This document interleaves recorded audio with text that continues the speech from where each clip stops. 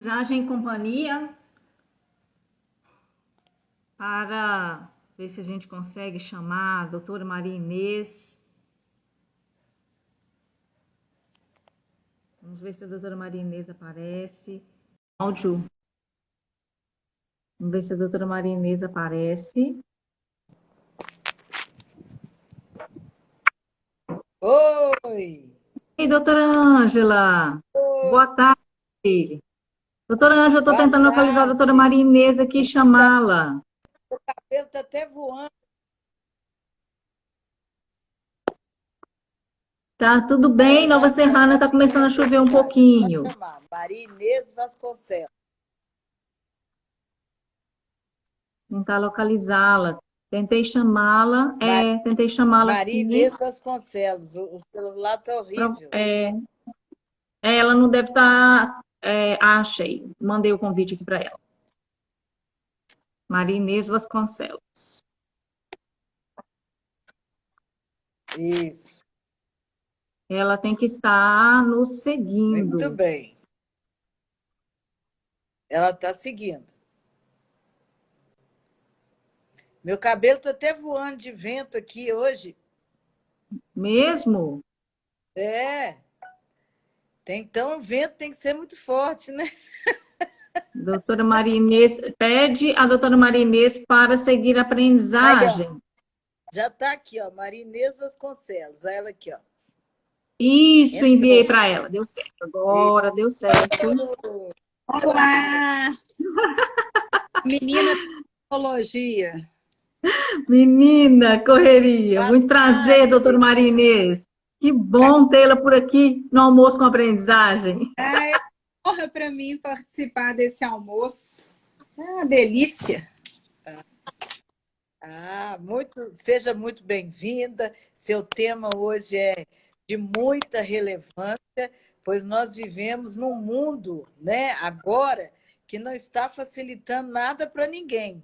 Ainda mais as pessoas que são desfavorecidas pela compreensão, né, pela aceitação e pela justiça. Mas primeiro, conta para a gente quem a senhora é.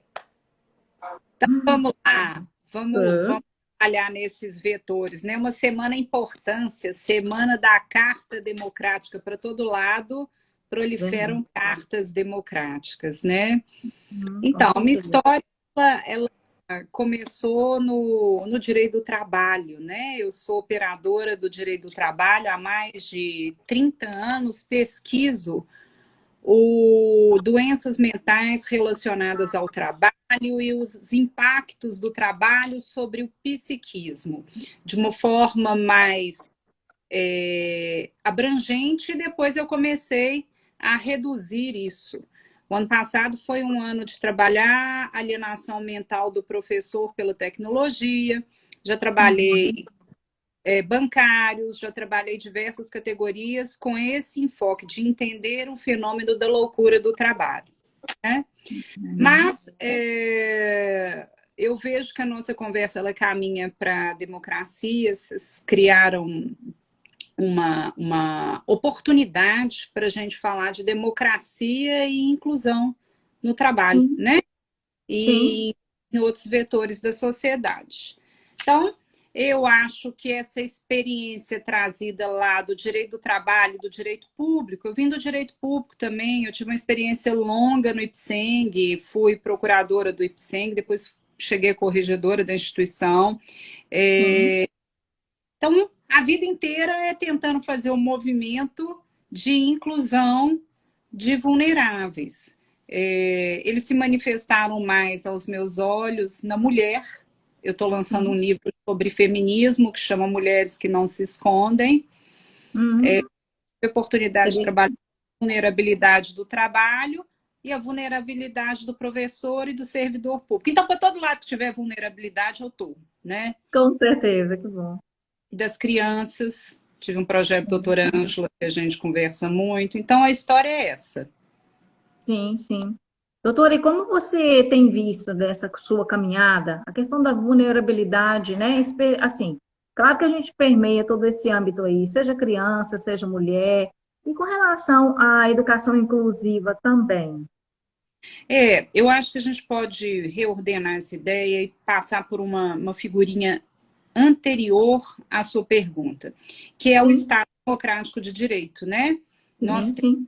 temos um Estado que tem uma conjugação, uma combinação e fundamentos precisos da Constituição. O Estado Democrático de Direito, ele tem fundamentos e a gente sabe que uma democracia significa valer os princípios e normas do Estado dentro de um Estado que é democrático, voltado à vida coletiva. Então, toda vez que a gente vê essas fendas, essas rusgas democráticas, a gente consegue inserir essa agenda que você está me propondo, conversar sobre vulnerabilidade, sobre educação inclusiva e esses outros assuntos que a democracia deveria acolher e proteger, Uhum, né? uhum, Recentemente eu estava conversando com uma cientista do direito, uma ministra que é socióloga, e ela me dizia que é o seguinte: o povo brasileiro não sabe o que é democracia. E não uhum, sabendo o que é democracia, ele não sabe o que é uma democrática, o que é uma instituição democrática, o que é uma filosofia democrática, o que é realmente viver a democracia, né? Eu não quero de forma nenhuma que a gente tenha posição política assumida aqui, porque eu não tenho nenhum tipo de interesse sim, nisso aí, mas eu separei aqui algumas coisas para gente que eu acho muito interessantes para a gente falar de educação inclusiva, né? sim, sim. Que é o que a doutora Ângela sempre conversa também. Uma norma democrática quando ela tem um sentido democrático, quando ela tem uma inspiração de fazer valer esse Estado voltado à vida coletiva, né? Uhum, E aí uhum, você vê que o coletivo vem ficando diminuído pelo individual, pelo aquilo que é de ordem uhum, privada. E uhum, nós vimos que quanto mais se desconfiam das instituições democráticas, maior é a fenda democrática que existe nesse país. Então, a inclusão pela educação, ou a inclusão pelo trabalho, ou todo tipo de inclusão, no fundo, ela é um encontro a esse desejo da democracia, né? Aí você pode me perguntar assim, Marinês, você acha que nós estamos caminhando para atingir essa meta do Estado democrático? Em alguns campos, sim, né? Nós sabemos aí que às vezes a gente tem leis que são fantásticas, que buscam a concretização dessa inspiração, e ao mesmo tempo revogação de leis, né? Na educação é assim, uhum, é sempre um sim, tiro bom e um tiro sim.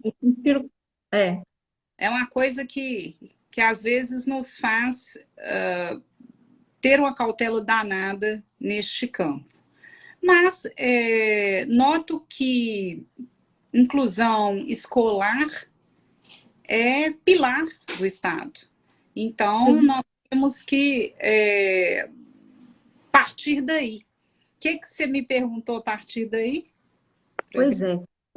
Esse estado democrático, você tem percebido isso a largos passos ou tem sido um processo muito lento?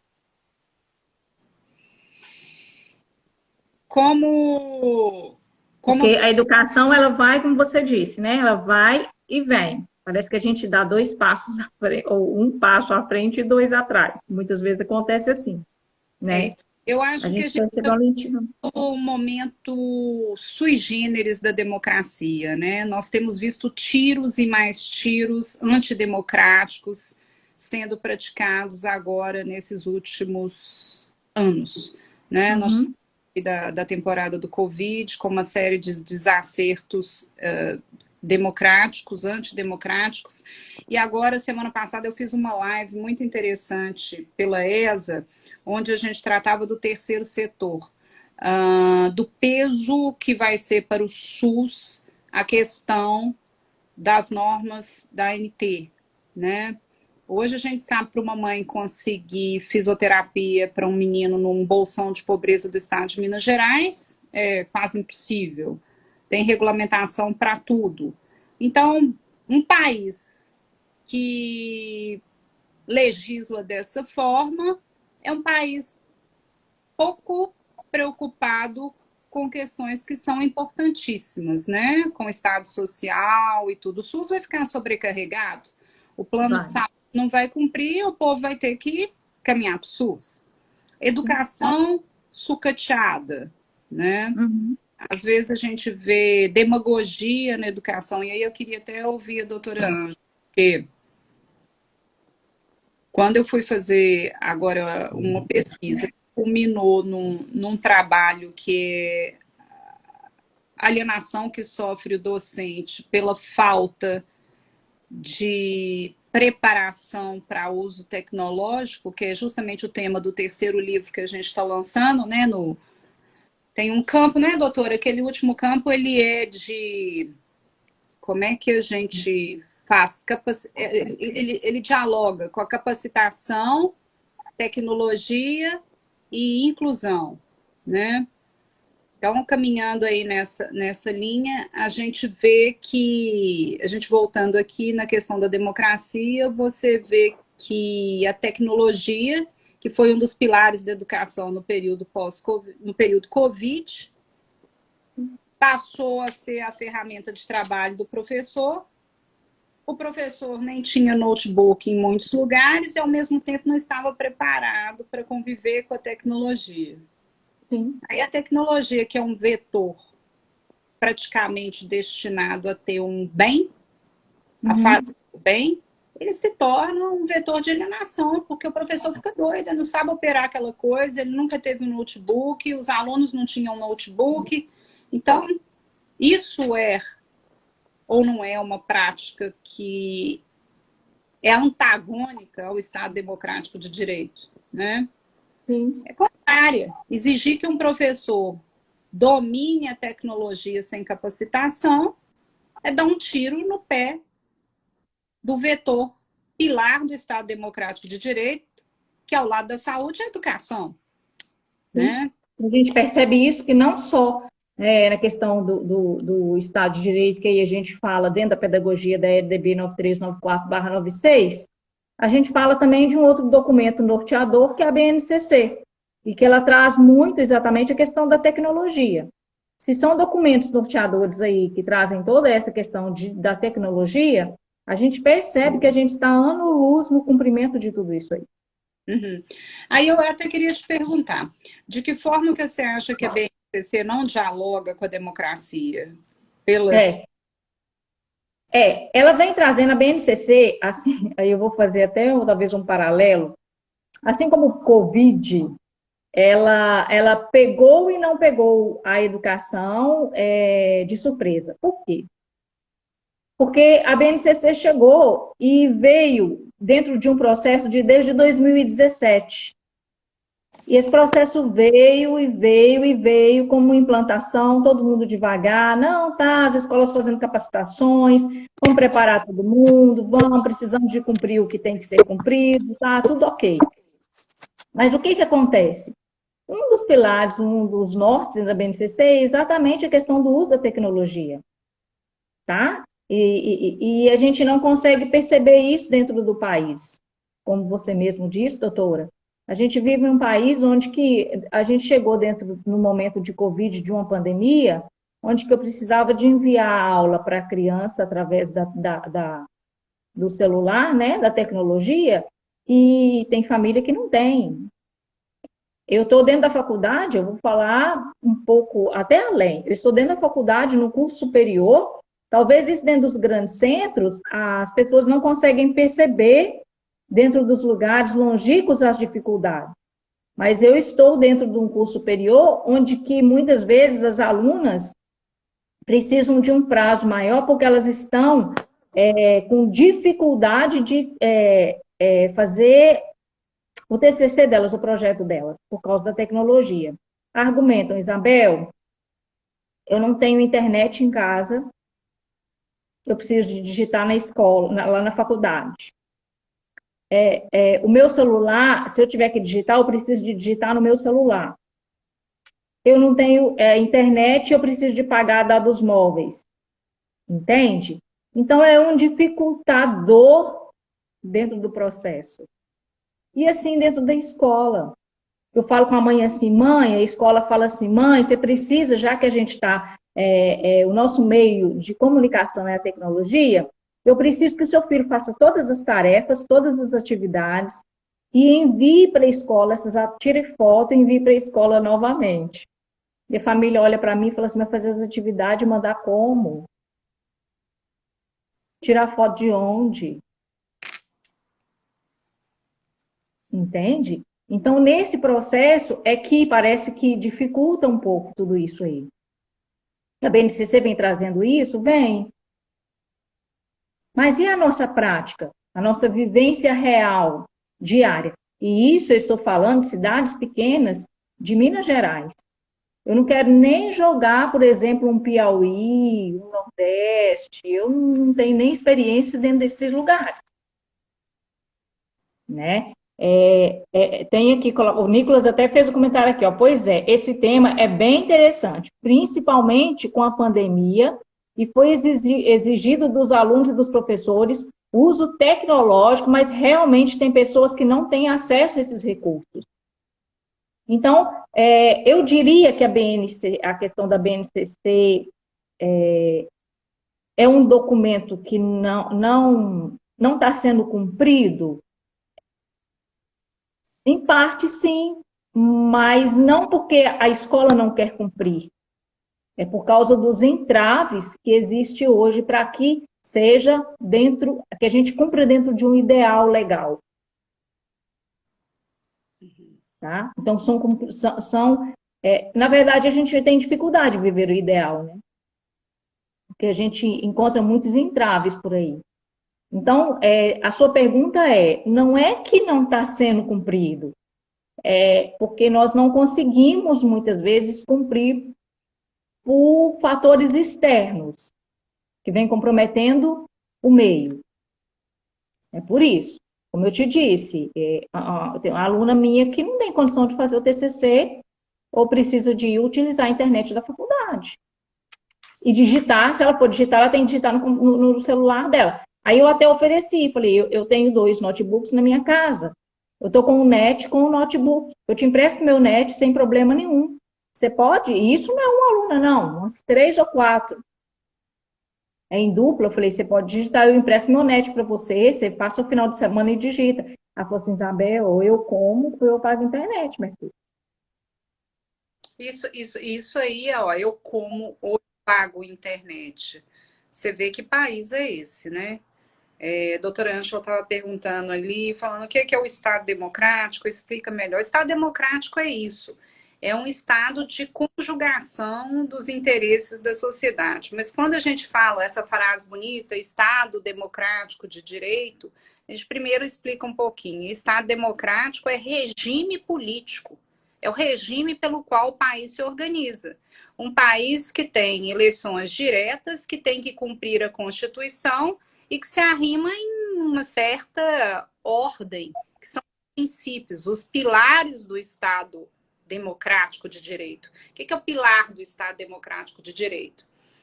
É aquela filosofia, é aquela ordem de valores que vai marcar o tom da nossa democracia.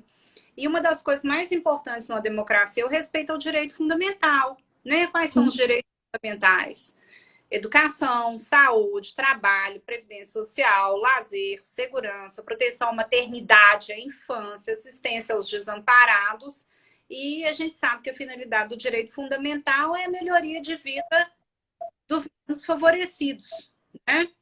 Então, num estado de ordem democrática, ou no estado que é democrático e de direito, essa palavrinha, quando eu digo que o Estado é democrático e de direito, o direito é porque ele é arrimado numa Constituição, que foi lá, está desenhada lá uma série de normas que não podem ser normas de conteúdo ideológico, porque elas são normas positivas, são normas que nasceram para ser eficazes, né? Para serem cumpridas e respeitadas. Não é um quadro que você vai lá, olha e se inspira. É um comando. A Constituição é um comando. E aí ela perguntou também, né, doutora, Cabe só as obrigações e a recompensa. Não, no Estado democrático, justamente, nós temos direitos e temos obrigações. O trabalhador, ele tem uma gama de direitos, tem um capítulo inteiro destinados a ele, uma série de deveres, né? O contrato de trabalho é bilateral. Ele ganha com uma mão e dá com a outra. Então, por isso que ele tem um horário para cumprir, salário para receber, meta e ordenado, dever e direitos. Como em outras categorias. É esse equilíbrio, essa relatividade, esse sistema em que o nosso direito começa onde termina o direito do outro, uma característica também do Estado democrático, né? Tem uma frase que eu gosto muito, eu não lembro mais, até separei ela aqui, que a finalidade do Estado brasileiro, quando ele é democrático, na verdade, e que ele é de direito, porque ele cumpre o que está na Constituição, ser um Estado de direito, é porque ele tem poder de coibir os exageros e abusos do aparato estatal, que legisla, né, loucamente, igual você citou aí, as dificuldades aí que há com a BNCC, ele legisla e esquece dos direitos fundamentais e da autonomia dos cidadãos.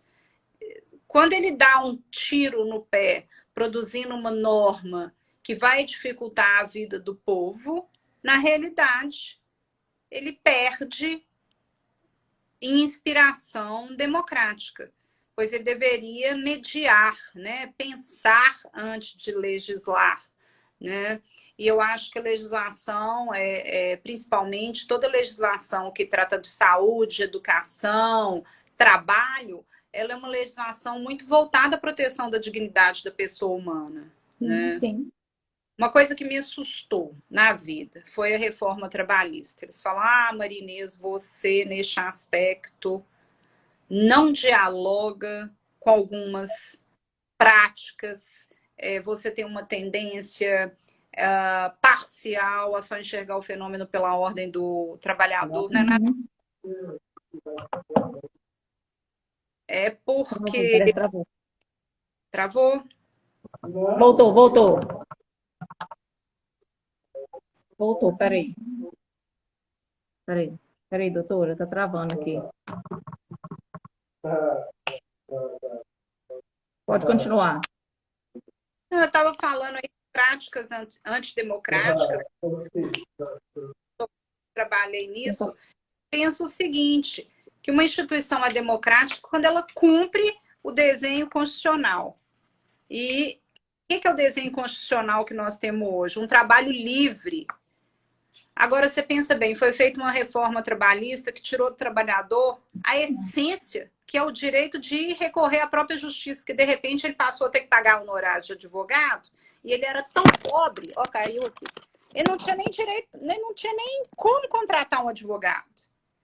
A gente é de uma época que o trabalhador podia entrar na justiça gratuitamente e diretamente, assistência judiciária gratuita. De repente, ele passou a ser obrigado a contratar um advogado. Ele nem sabia como contratar. E depois esse advogado chegava para ele e falava assim, se você entrar na justiça e perder tudo, você vai ter que pagar uma fortuna para a parte contrária. Então, a Justiça do Trabalho ela foi esvaziada por um impedimento de acesso à própria justiça. Olha que loucura, dizer que o trabalhador é livre, que o direito de ação é um direito da pessoa e, ao mesmo tempo, impedir a pessoa de entrar na justiça. Depois, cortes sistemáticos de direito, que eles chamam de reforma, e nada mais é do que supressão de direito do trabalhador. Na saúde, você vê uma saúde sucateada, né? Nessa live que eu fiz, um professor competentíssimo de uma faculdade no Nordeste dizia que todo secretário de saúde de município ele tem que ser advogado, porque a conta não fecha.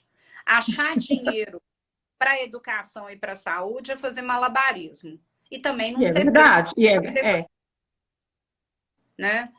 Então a gente fica aí avaliando essa democracia. Se essa democracia ela é proposta, se ela democracia é demagógica, e encontrando fendas e buracos democráticos do lado, né? Sim. A Lu Nogueira disse que a saúde já vinha sendo sucateada há um tempo.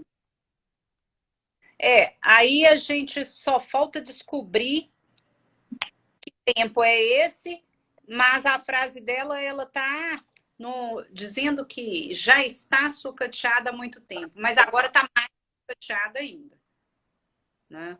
Eu acho que houve aí um desmantelamento muito recente e esse peso que vai recair sobre o setor, terceiro setor, sobre essa situação específica da ANT é um indicativo, né? Sim, sim, sim. Sim. A doutora Ângela disse que as empresas aceitam esse funcionário, né?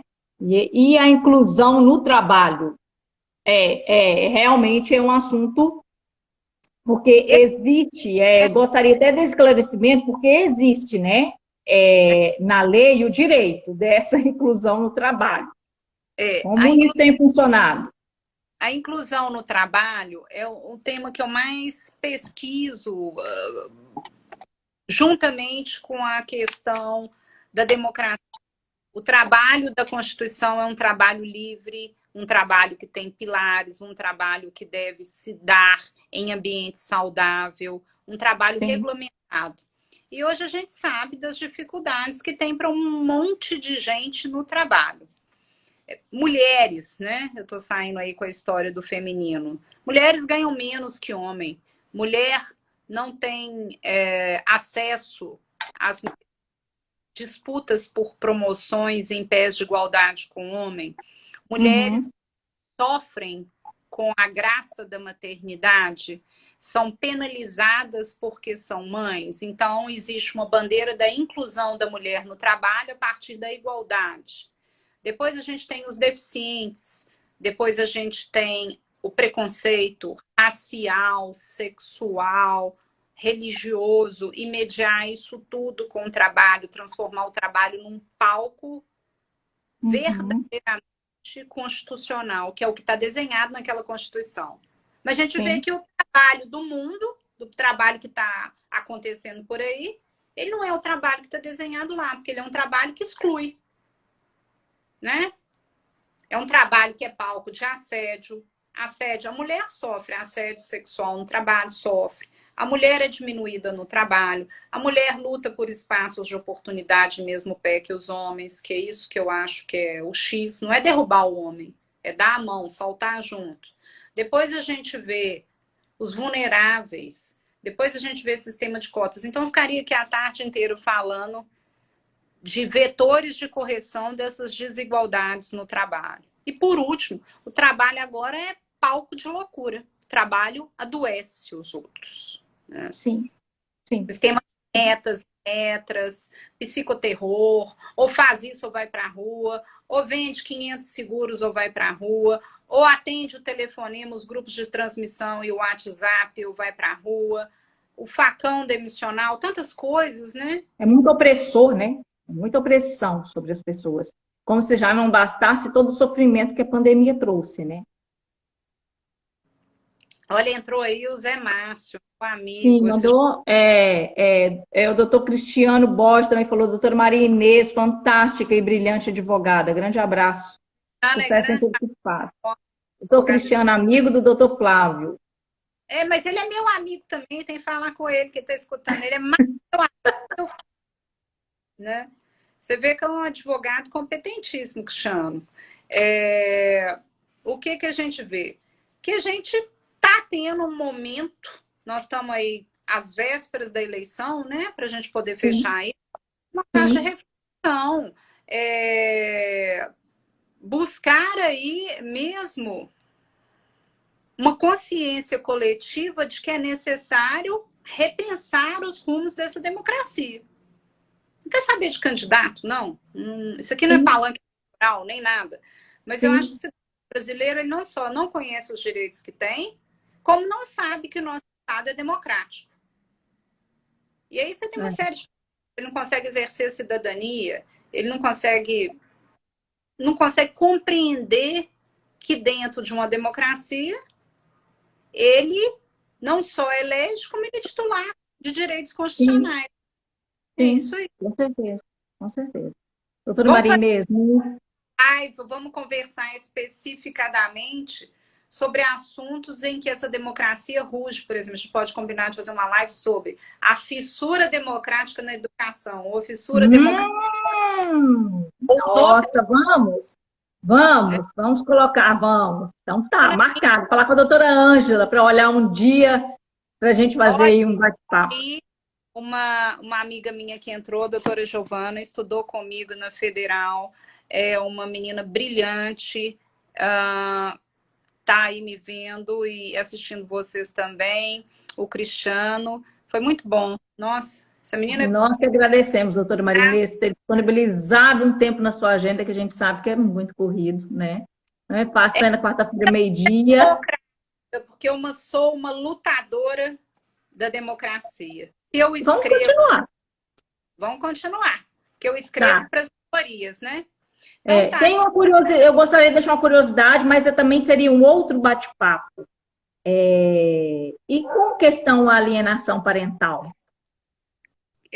Alienação parental, ela é um tema árido, né? Pertencente ao direito de família.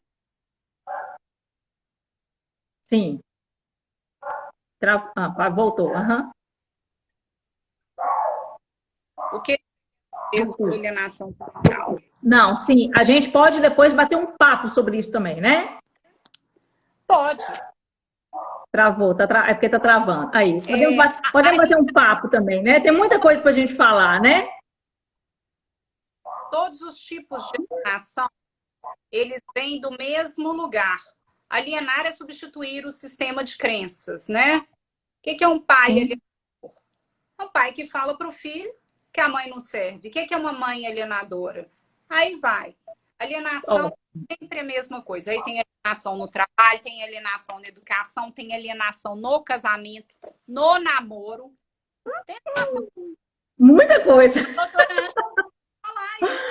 Não, beleza, a gente vai bater um papão, então. A gente vai marcar uma ou outra para a gente conversar sobre isso. Também. Ai, olha, gente, quantidade de livros. Nossa, olha. Estão todos disponíveis nas papelarias, nas livrarias, né? Todos. Ótimo.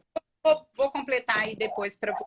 Esse é o meu último livro, que chama Síndrome de Burnout e Trabalho, em que eu dialogo sobre esse sistema opressor que você narrou e a nova classificação do burnout como doença do trabalho, né? Na classificação internacional de doença. Mudando todo o cenário jurídico da doença aqui. Tá bom?